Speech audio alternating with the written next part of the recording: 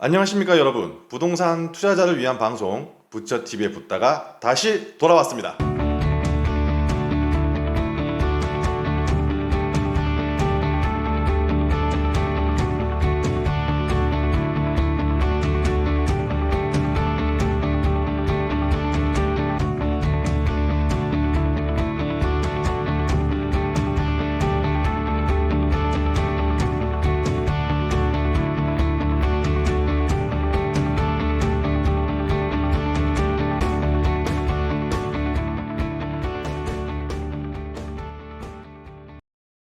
지난 부족함이 많았던 파일럿 방송임에도 불구하고 많은 응원과 구독에 정말 감사드립니다.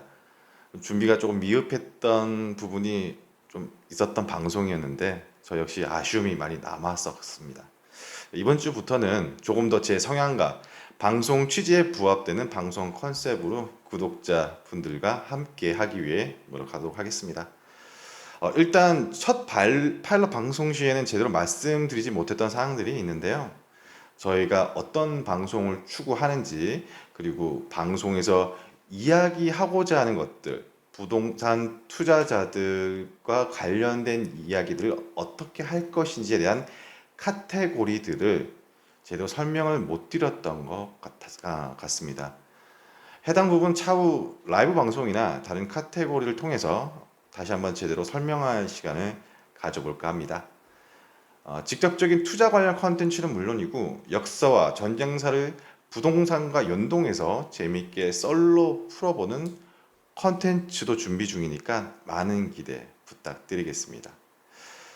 자, 우선 오늘은 이전에 예고 드렸던 것처럼 부동산의 움직임을 예측하는 방법에 대한 이야기를 해볼 텐데요. 사전 배경 지식과 설명만으로도 시간이 이번 한 편으로 정리가 어려울 수 있겠다는 생각은 조금 했습니다. 물론 편집은 편집자가 걱정해야 될 부분이고, 저는 일단 메신저로서의 역할에 신경 쓰도록 하겠습니다.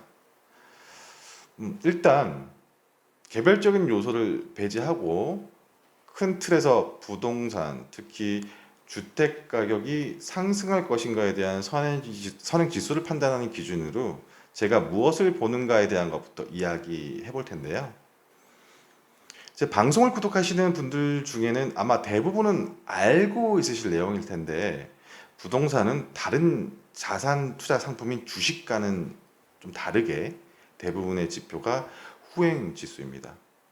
주식처럼 기업의 성장 가능성이나 PER, 흔히 퍼라고 하는 지표가 별도로 있는 것이 아니기 때문에 대부분은 본인의 경험과 축적된 노하우로 부동산 경기 흐름을 예측하거나, 우리가 가장 경계해야 하는 것, 예를 들면 식스센스, 신내림과 같은 아주 부정확한 테크닉을 기반으로 시장을 예측하는 경우가 좀 많으시죠. 불확실한 그런 느낌적인 느낌에 기대게 되면 실패의 확률도 그만큼 높아지기 마련이니까요. 우리가 데이터로 삼을 수 있는 부분들이 어떤 것들이 있는지 오늘 한번 살펴보도록 하겠습니다. 자, 그렇다면 진짜 부동산의 선행 지수는 아예 존재하지 않는 것이냐? 기본적으로 제가 주로 살펴보는 선행 지수의 일종의 하나로는 수요와 공급의 데이터 측면에서 인구 유입의 숫자의 증감을 하나의 선행 지수로 삼을 수도 있을 겁니다. 근데 이것만으로 좀 보기가 어려운 것이 예외적인 경우가 너무 많기 때문이죠. 대표적인 곳이 경주 같은 곳입니다. 경주는 지역 대부분이 문화재로 이루어져 있기 때문에 사실상 택지 개발의 조성에 대한 확장이 어려운 곳입니다. 그런데 방패장 등으로 인해 시의 자금, 그러니까 즉 유동성이 풍부하게 배치되어 있죠. 쉽게 말해서 아주 부유한 시 중에 하나입니다. 더군다나 정통적인 학군지도 충분히 자리 잡고 있기 때문에 입지만 잘 선택하시면 투자 금액 대비 상승분이 잘 나올 수 있는 지역 중에 하나이죠. 그런데 왜 택지 조성이 어려운 경주가 수요와 공급 측면에서 인구 유입이 상당히 적은 지역인데도 주택 가격이 왜 계속 상승하고 있느냐? 그것도 꾸준히 장기간 안정적인 속도로 가고 있느냐? 아까 말씀드렸다시피 일단 경주는 자신들이 갖고 있는 풍부한 시 예산이 있기 때문에 자체적으로 내부적인 토목공사나 건설공사가 좀 자주 빈번하게 발생을 합니다. 그 외에도 시와 관련돼서 예산을 집행해야 되는 시가 운영하고 있는 이 단기 일자리가 상당히 좀 많이 있죠. 그렇다 보니까 외곽 도시인 영천이나 남포항, 뭐 울주군에서도 일단 인력이 이동을 해서 일을 하고 일이 끝나면 다시 본인들의 거주지로 귀가하는 형태의 아주 짧은 단기 이동형 인구 유입이 좀 많습니다. 좀 더 쉽게 말씀을 드리면 일이 있을 때는 단기간 월세, 전세 거주 후에 일이 끝나면 다시 원 거주지, 본인의 배우지로 다시 이동하는 숫자가 상당히 많다는 뜻이기도 합니다. 그 얘기는 또 다른 의미로 한 번 더 해석을 한 발 더 가자면 전월세가 받쳐주는 지역이기도 하죠. 그리고 그 택지 조성의 확장이 어렵기 때문에, 즉 문화재로 인해 이 택지 확장에 어려움이 있다는 말은 기존 주택 부지에 노후된 건물들을 다시 허물고 다시 그 위에 더 층수를 높게 해서 올려야 되는 비중이 높다는 뜻입니다. 그러니까 이 좁은 지역에 주택 가격의 에너지가 반복해서 기존 택지 안에서 계속 증폭되기만 한다는 뜻인 거죠. 이렇게 쌓인 에너지들은 모두 다 이 주택 가격의 금액에 포함이 되어 버리는 것입니다.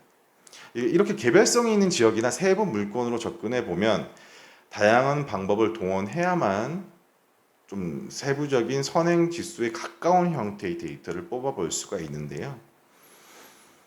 지금 말씀드린 이런 경주 같은 지역이 있기 때문에 지표로 볼 수 있는 수요와 공급의 데이터만으로는, 즉 인구 유입 숫자만으로는 측량할 수 있는 선택지가 좀 줄어들게 되는 현상이 발생을 하는 겁니다.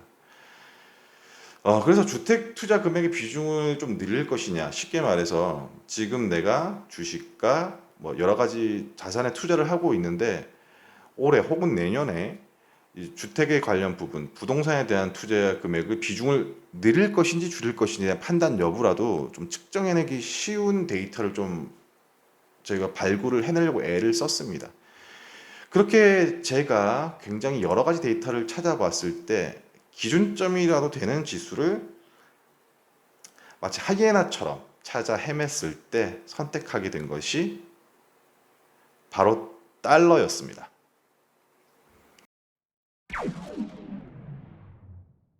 쉽게 말해서 빵처럼 찍어낼 수 있는 그런 자산이 아니죠.